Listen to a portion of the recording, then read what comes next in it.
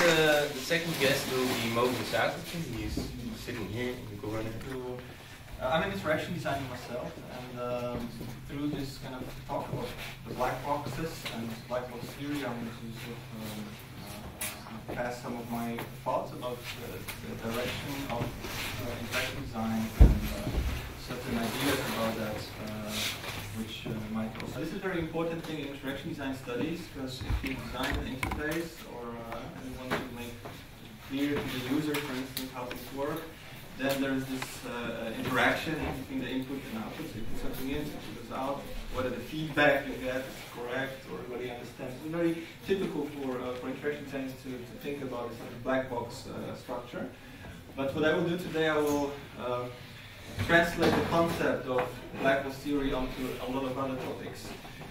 So I will not be talking only about interaction design, we will talk about several other things. But the whole point of the black box theory is that we don't really know what's happening there, or well, there are black boxes which are more or less transparent, but in a way we don't know.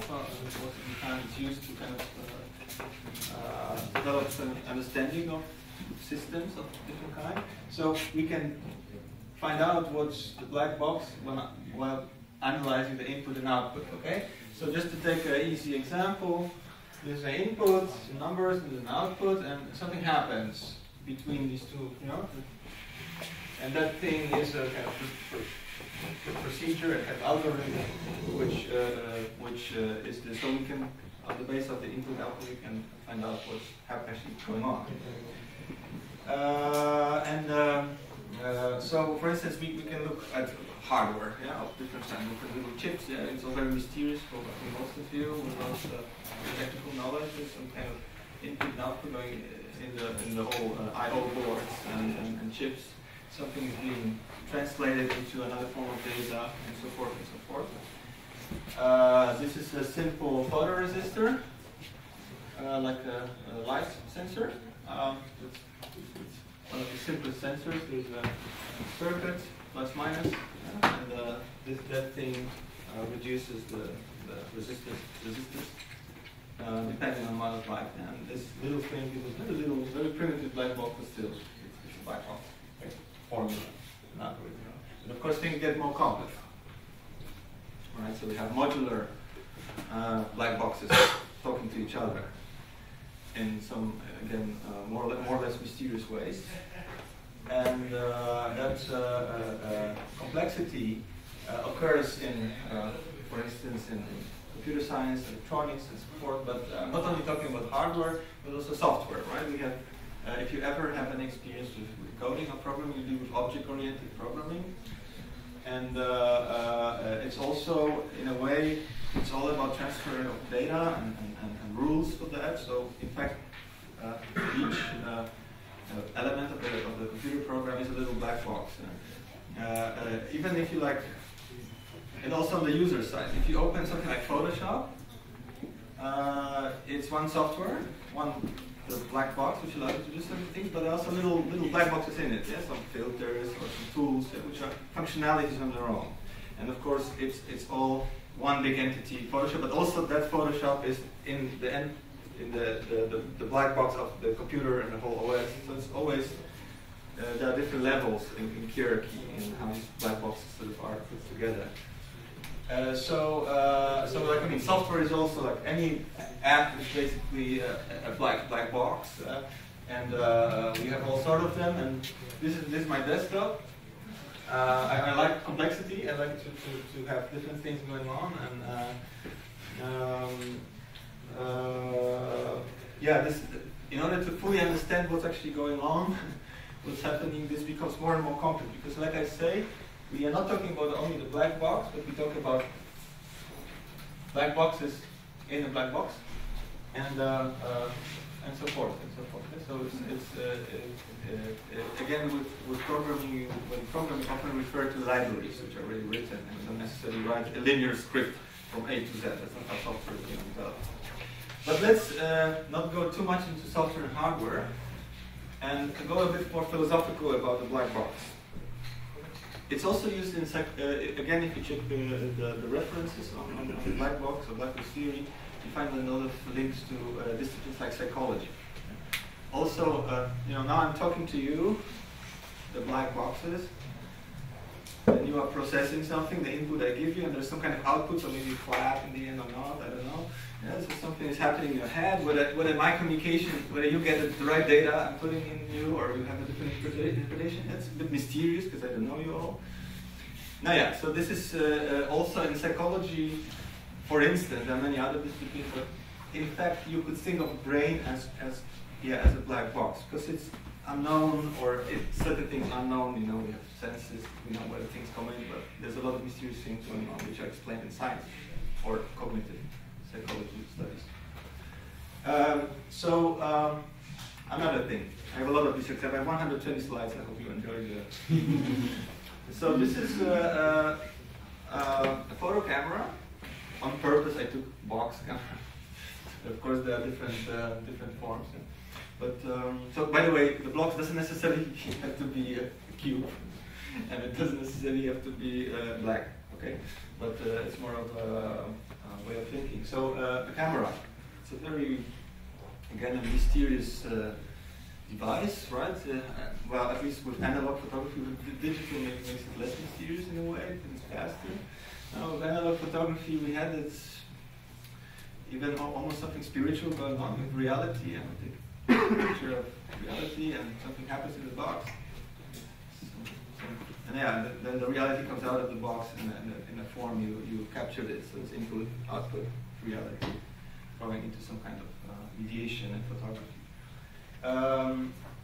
Now from photo camera, we go to a movie camera. This one is, as you see, this one has different kind of sub-devices to make it, but what's inside is not explained again. Yeah? We know what is our way to get there, but not necessarily what's happening inside. And I wouldn't, it's always in my talks, and for people who see me talking and I listen, you will remember I can't stop referring to Dziga Vertov and the man with the movie camera. I'm sorry, I have to do a little bit of that. Because this has been, it had until now a huge impact on my understanding of media culture. So for these of you who don't know, it's kind of avant-garde Russian, Soviet, I should say, filmmaker who explored the, let's say, the meaning, the cultural meaning of camera or film thing to really all kinds of directions. It's like the whole movie is about 1 hour.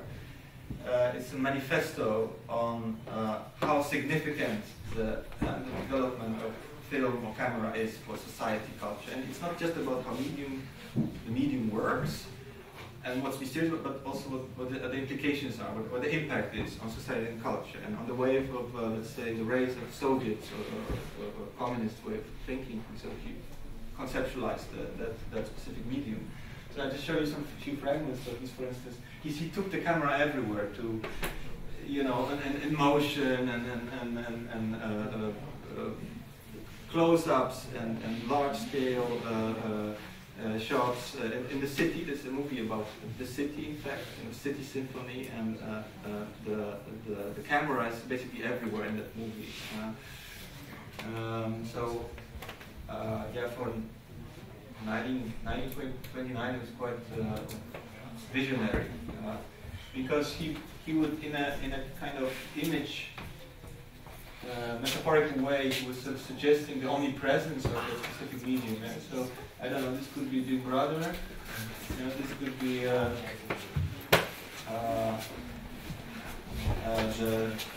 like I say, the distribution of the visual thing. So, and this is a very important scene in the movie, I repeat, where the time is ticking, alright, the time is ticking like we used to, but because of cameras, the world as we know it will collapse. That's his, the hierarchies, the world as we know will collapse, and the time will speed up, okay, with 25 frames per second. Okay? So the cameras gave us a new kind of sense, and a new way of understanding reality, which is faster, better, and more. So though, so in a way, because of, and you can admit that you are born in a visual culture, you don't have to go to certain places. You've seen them on TV, or so it's basically changed our perception. And the black box, the camera, is not only a device, but it's something in our head. It's been implanted in our brain because we know how this device works, and we are part of it, part of this ecosystem of these black boxes. You know, the camera is an extension of our mind. So that's what he kind of suggests with these quite metaphorical images. I'll show you another one. This is the last sequence where the world goes fast and everything comes together, and at some point you have this integration of the human eye with the lens, the camera lens. So yeah, it's really augmented reality, augmentation of your senses, of your perception with the black box, the camera. And there's another fragment, a short one, where people are intrigued by this mysterious thing, the black box. So look at that; they are really,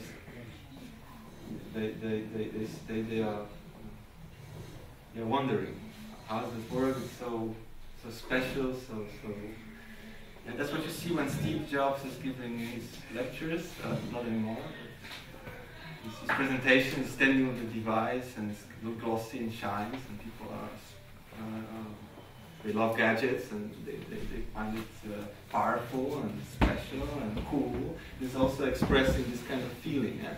So, though we are so many years after this, Virchow was identifying certain processes going on in our culture, which are still happening, not only with, of course, modern technology, but also in his way of thinking about camera. It was not just about the camera. He, in fact, predicted TV in this movie, live broadcasting, now, and several other things.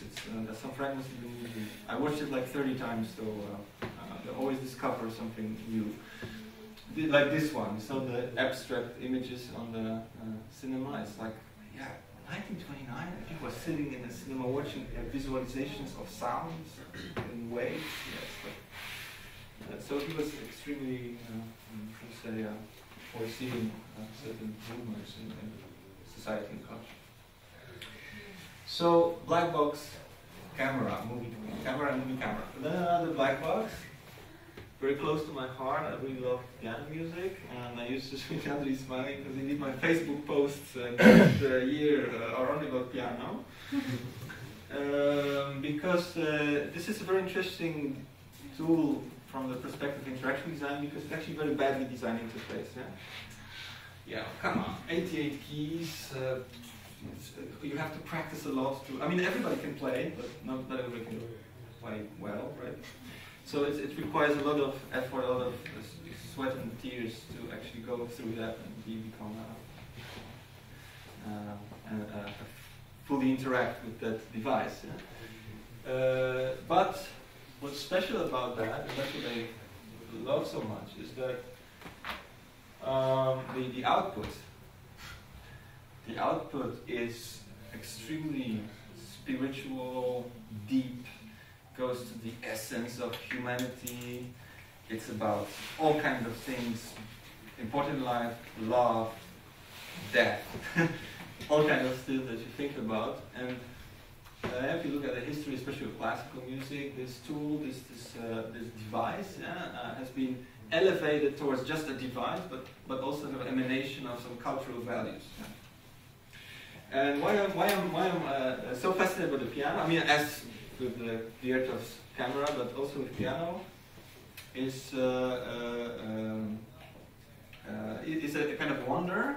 I'm wondering because now we are all playing on keyboards, right? We're all doing something. And the question is are we reaching that level of, let's say, deep humanistic expression with the digital media? That's a bit what I'm looking up to, the piano as a medium which got quite far from my point of view, and now I'm just questioning if this is happening, or are we just flattening humanity with this, with the, I don't know, Facebook likes, or I'm just curious how far we would get into this sort of form of sort of human expression.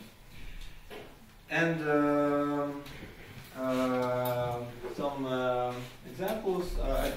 Soviet composers. To have it's consciously selected for the power control topic. This is Sergei Prokofiev, and we have Dmitry Shostakovich. That's quite interesting, by the way, about operating the device. Shostakovich used to actually compose in his head. He didn't have to sit. So actually, it's a false picture. He was not working on it. It was a genius composer. He could, in fact, imagine sound or make sound composition on paper and just draw it, and then that would be performed. Or he would maybe try, but in fact the process of creation was in his head. While Prokofiev was somebody who would listen and just sit, and so it's a different way of. So it's again an argument that you can use the black box, but also the black box can be in you. So at some point we have such a knowledge of how the black box works, or what it generates, that in fact it's a part of our consciousness, or it's one of the cube in our cube, the brain.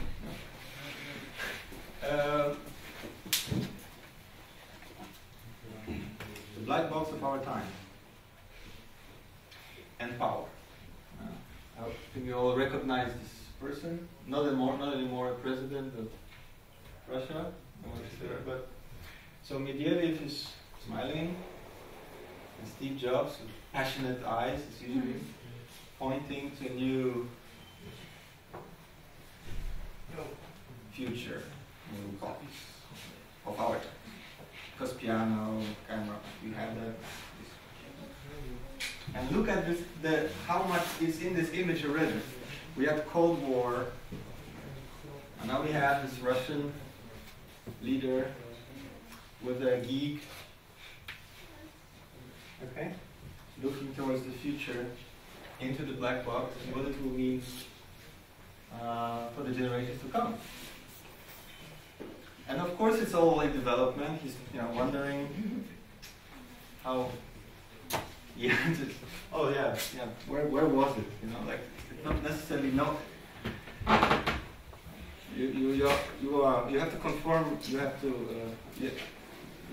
adjust yourself to the black box. Learn how to use that. So he's also discovering how to navigate it. But then I found it. Exactly. He understands it now, and it's again great. Like this Virtu's camera panning around. And look at this huge spectacles. Have you ever seen Steve Jobs presenting you something? You have this guy on stage, huge projections like the the one we had yesterday. An emanation of the device. And look at the God's finger clicking on it. It's like, this is the future, and we are touching it. It's sliding maybe on the surface of it, but we are touching it. And he's bringing in the spectacle, like it's very American at the same time. Yeah? The church TV. So he's using a little bit this kind of hype to used to do that, and it's still done in this presentation. But look how he looks like, by the way. I just mentioned the church. He's dressed like a monk, like a priest, isn't he? Yeah. He's wearing this. He's thin. He's actually dying, yeah, because he had his health problems for a while. It's like, and so he's so something wrong. So there's kind of miseries. He knows he's going to die. He's liver cancer. So, but at the same time, he's showing the roads to the future. This is I'll be gone, but this won't be. And this is for you. Bringing from this combination again of something very deep, death approach, and the excellence of technology and the new spiritual aura around it. It's something that fascinates me, Steve Jobs, a lot. And it's also coming back in the other things that I mentioned already, the piano, also film. Yeah.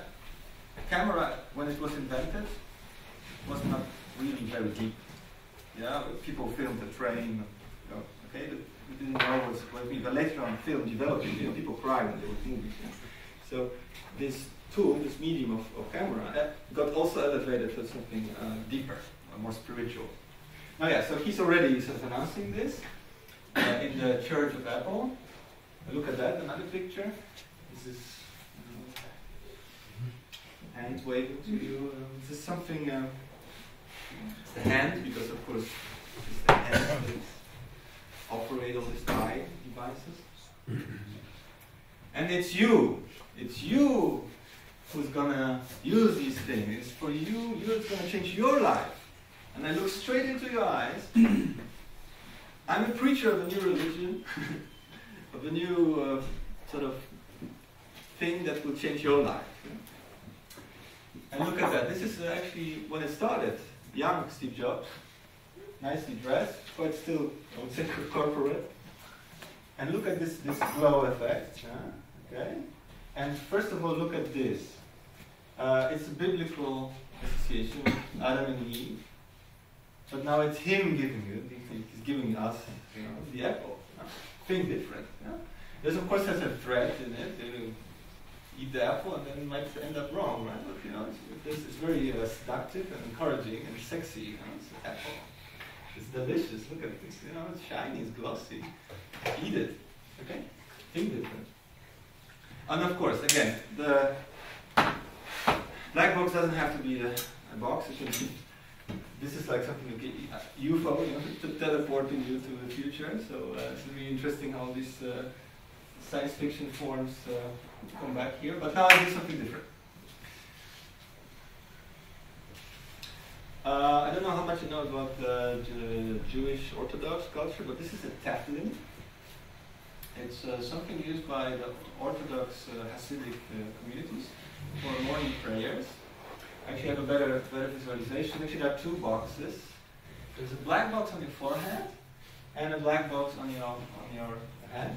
And it's made of leather. I can press the leather, so it's quite a firm box. I don't know, Jewish people. And then there's some leather stripes. And there's a very strict procedure of putting it on. It takes time, and you really have to be educated how to do it properly, and so forth and so forth. So this is it goes around your finger, and it's a whole, like I said, ritual to actually put it on. And the meaning of this device, if I may call it like that, is to achieve a better connection with the transcendental, with the spiritual level. So if the input is your thought, the output is, I don't know, it's a bit mysterious. It's a very mysterious box. But now, what's the most important to say is that inside of the box, there are little scrolls of Torah. Okay, so the holy words, written with very tiny letters with bird feather. And so because it all has to be kosher and the whole thing. And these are folded inside and put inside of the black box. So if this is hardware, you have a piece of code which is software driving the black box. So this is how it looks like in pictures. And this is the whole thing. And by the way, I checked a lot of things. I checked that there is an app store which allows you to, which helps you to use a black box, the tefillin. So it's called My Tefillin. You have a lot of instructions how to put it. There's a tefillin mirror, because if you put it on, it has to be exactly in the middle. So you have a special mirror which has some lines. You can align it exactly in the middle of your forehead. And there are a lot of other guides in both languages because it's international. And it's for free. You can download it. Yeah. And use My Tefillin. You don't have to operate your. So it's a black box explaining you how to use a black box.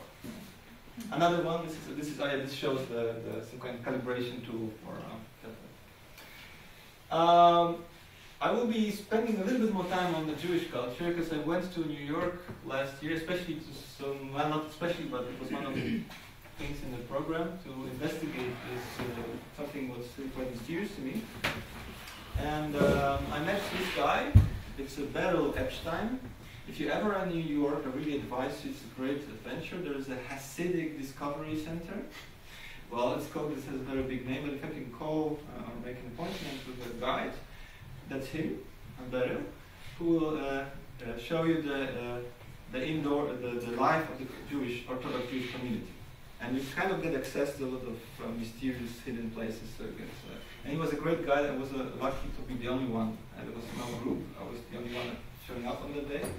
So I had him for 3.5 hours. was really great. And we became a bit of friends.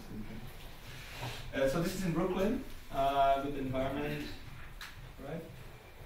And this is where the whole tour starts. I was, you recall a kind of library from the underground, where there's no daylight. And you have to wait for Beryl, who was apparently late back then. There are a lot of books in Hebrew, and there is this portrait of the rabbi, which is very important in that community. So his portrait is actually everywhere in the whole neighborhood. And this is the synagogue. So it starts very, official, more or less. I was invited to see the synagogue, and be in there observing all kinds of. It's so different than like Catholic churches. It's incomparable. They are drinking alcohol and praying and talking and studying. So it's very it looks like Wall Street, something like that. Conversation. You have this is somebody actually doing all the rituals to put the black box and. Okay. The women are of course not allowed to anything. The men's area, they are above. Just can only peek a little bit. Some in other rooms in the synagogue, the gentlemen are studying Torah. They have their own ambulance. If something happens, a terrorist attack, they're ready.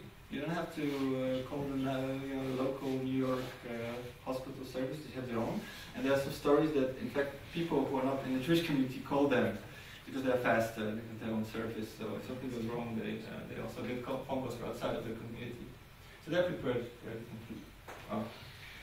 And now this is something where I'm actually heading to. This is a kind of little company, but it's all a bit dysfunctional. You know, the doors are not working and not much renovated. But this gentleman is doing some business, and at the same time he's analyzing the Torah. And because it has to be perfect. If you have a mistake in the Torah, it's not sacred, so it's not. You can throw it away, basically. So they are verifying the mistakes. And this is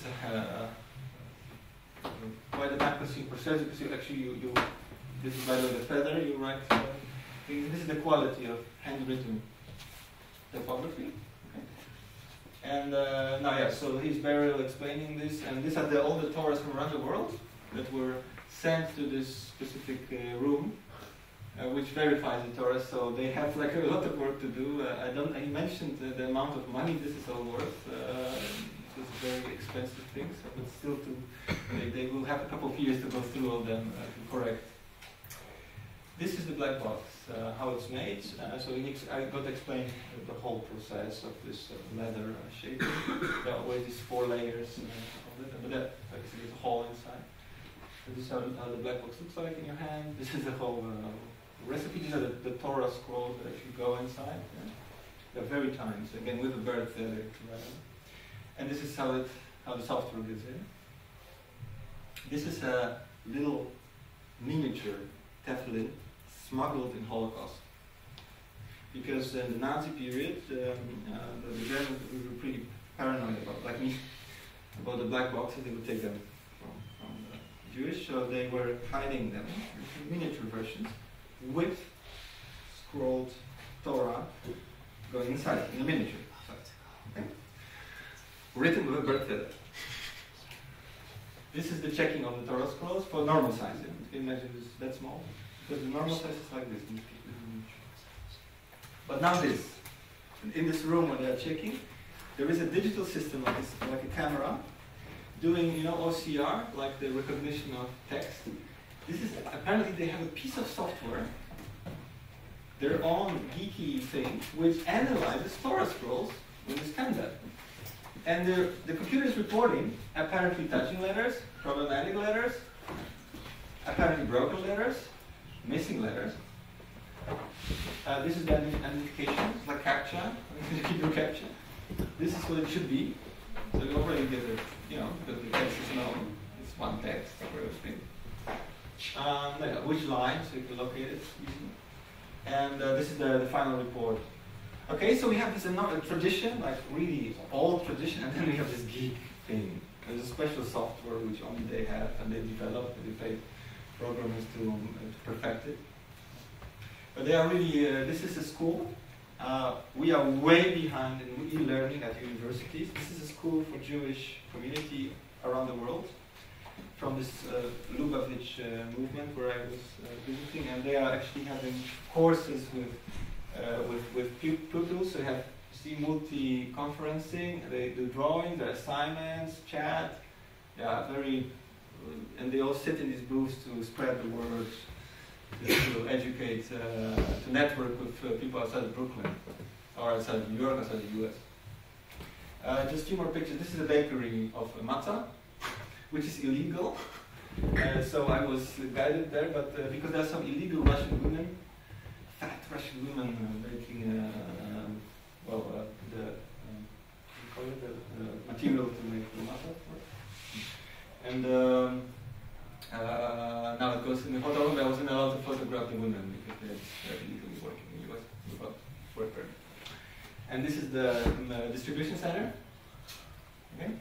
And on the boxes, it looks very clumsy, but there is also a portrait of the rabbi there because it's a reference. And just last, this is a place of land because Beryl saved some money from doing these tours, so he bought a piece of land in Brooklyn, very expensive, the prices are enormous there. But he wants to build a Hasidic center, and of course I told him immediately, don't do it, because the whole charm of actually going into these little places is much better than doing it. Anyhow, I took a picture of him, and from what he told me, it should be standing there, but I checked on Street View a while ago. I don't know how often Street View would be updated there, but it's not standing there yet. Hopefully. Why I'm talking about this? Because it's just a prelude, because it's a niche, well, it's Orthodox, it's not a very large community, but how about this one? Somehow it's a black box again. And now we are talking about quite a big part of culture in the world. This one. It's actually not a black box, but a black stone. It's a black stone which is on the edge of the cube. But they made a cube. There's something about the black thing. This is how it looks like. So this is a black. It's called Kappa. It's in Mecca, and you have this black stone there. But what fascinates me is this. We have, I don't know how many people, just in perfect order, circulating like a kind of spiral around the black box. More, it's not only this place, it's the whole world, because you have to turn towards the Mecca when you pray.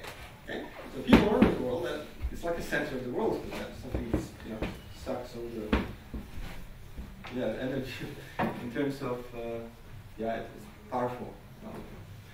And there are, of course, I think there are a lot of accidents there because it's a crowd which wants to get, because you have kiss or touch the black stone. So there are a lot of accidents happening, and it's quite difficult to maintain this thing, but still this alignment. It reminds me of like magnets. You have this electromagnetic fields, and you have all these particles surrounding. It almost has this precision. This is what happens at the black stone. So it's quite heavy. And by the way, just off the record, but this is how the black stone looks like. There's something. I can't help to see it in a different way. It's just unbelievable that it's such a global thing. It is. Okay. Next, I wanted to have something about Catholic culture. I was looking for the black box. Of course, the God is a black box as well, spiritual sense. But the idea of confessional, it's fantastic. It's a black box. You talk to the box.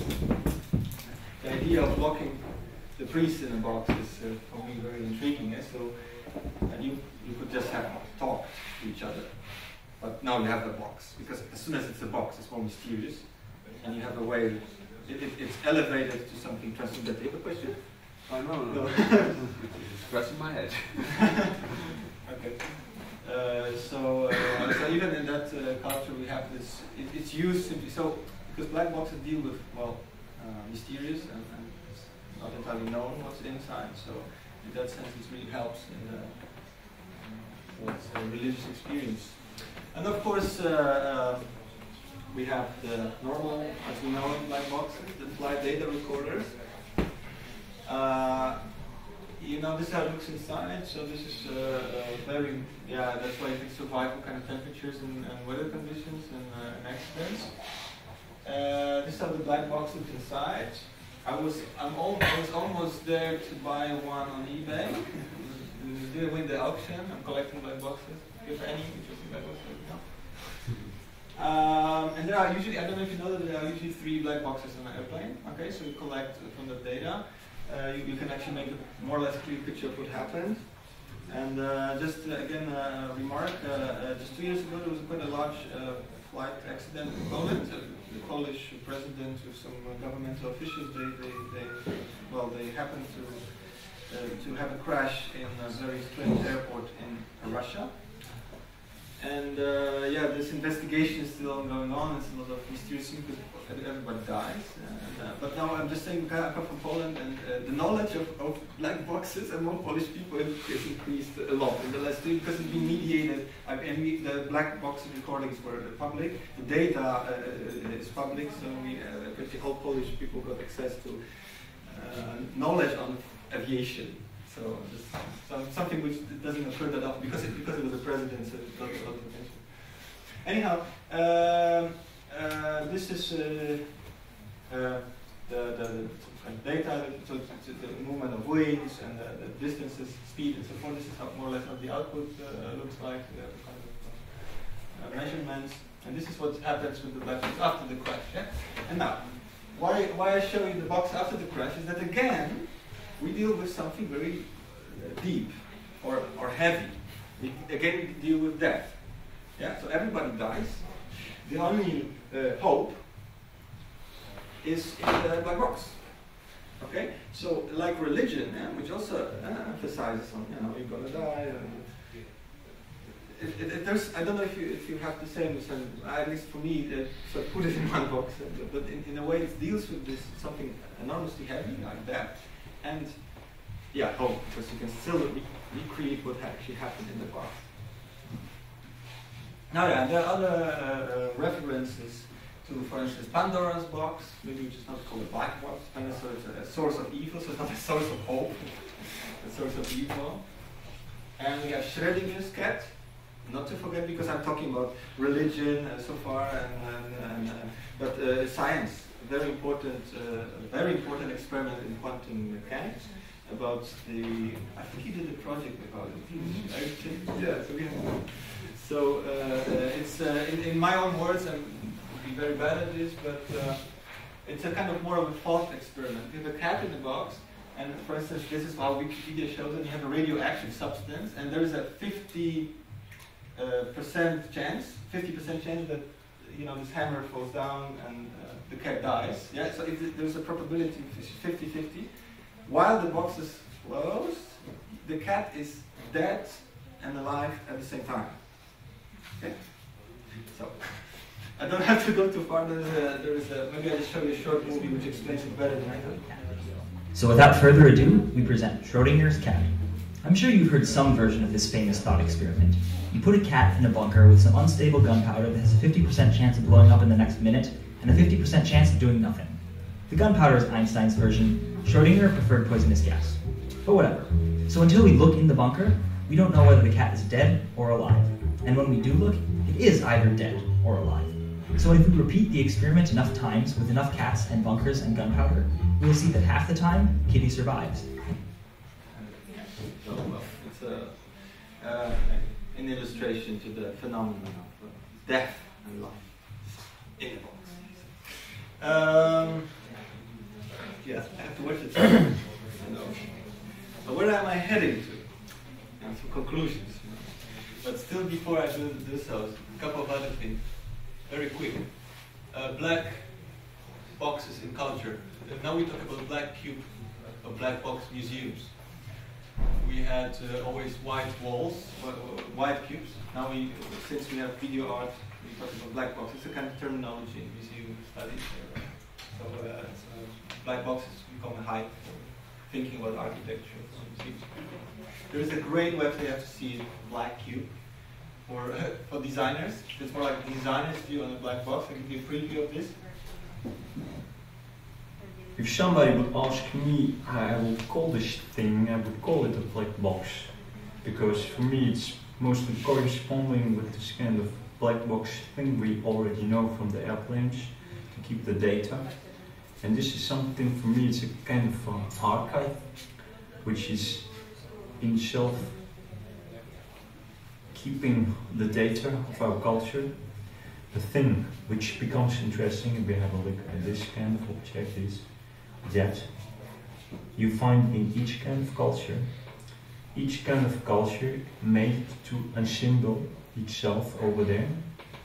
It's transcultural, but everybody in a way can approach it in their way. The most and so on and so on. I just can give you a preview.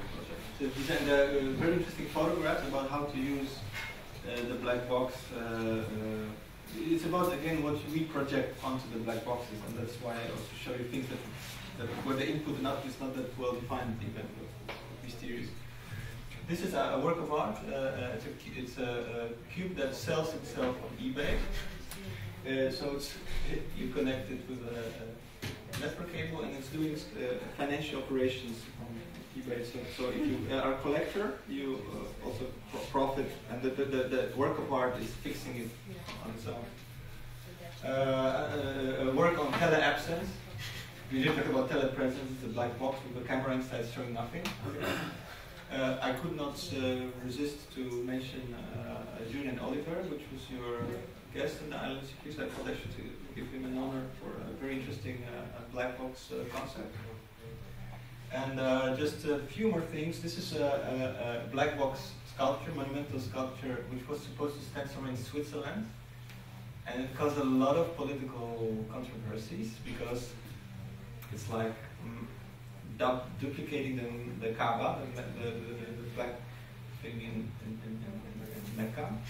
So it has not been built from what I know, but it was a kind of artistic statement. So it's really, when we talk about politics, I make also reference to this. You vote every time in 4 years. It's a very clear input. And then what happens? The black box, isn't it? We are in the black box reality. We live in the black box reality, whether you want it or not. We vote. You know, it's very unclear what actually happens within the black box.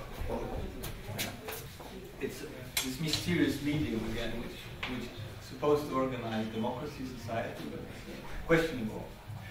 Just for your reference, a very interesting documentary about financial, like the boxes in finance.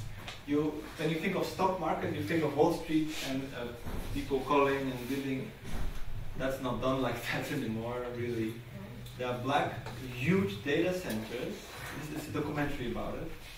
Huge data centers which are kind of secret. They don't have nothing on the gate, which have so-called black boxes which do micro operations on stock market. Okay, and it's done with algorithms which analyze patterns and predict, and banks and financial institutions use that. And this documentary is about a very strange event that happened, I think, in 2010, where the stock market in just one day went extremely low, just in a matter of, I think, half an hour or something, or extremely fast, and then it got back up.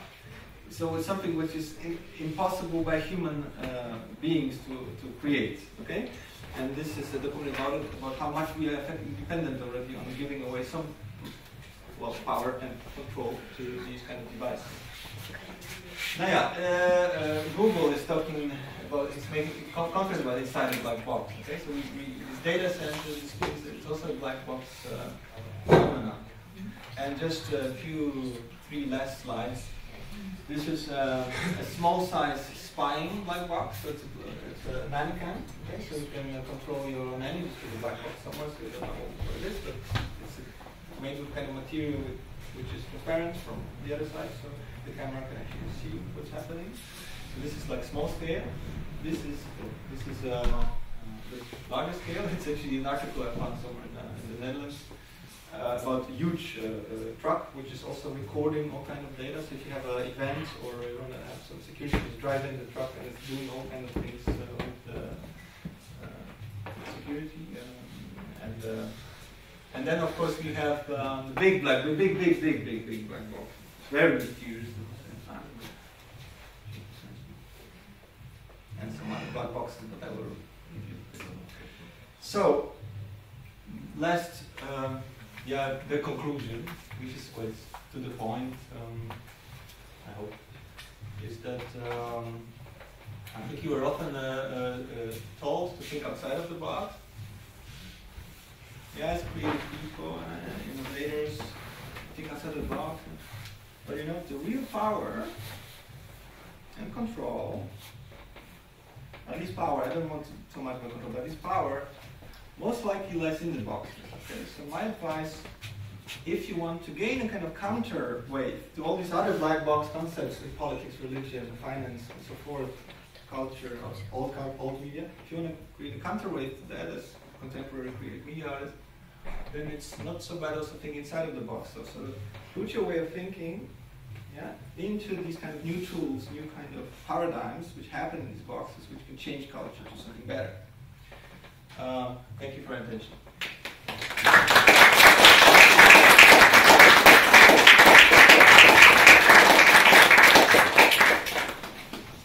Oh yeah, and last but not least, I brought my fourth black box into the airplane.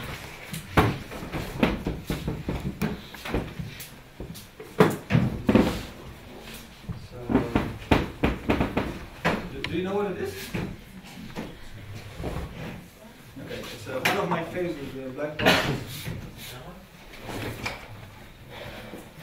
Wow. It's a gramophone which doesn't require power, at least not electricity. It just works on its own because it's kind of a bit of media archaeology. But I will wait. I will just play one song. I'm very short. So I take opera. So you do it because it's very dramatic. It's one of my favorites, Pagliacci from Leoncavallo. And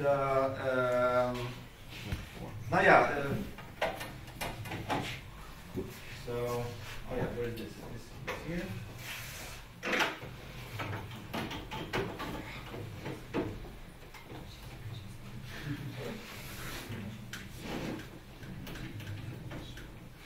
Yeah, it might not be strong, it's a little bit weak. It's been 100 years, I think, maybe a bit short. It's very nice, it's a brand, his master's voice. There's this dog listening to,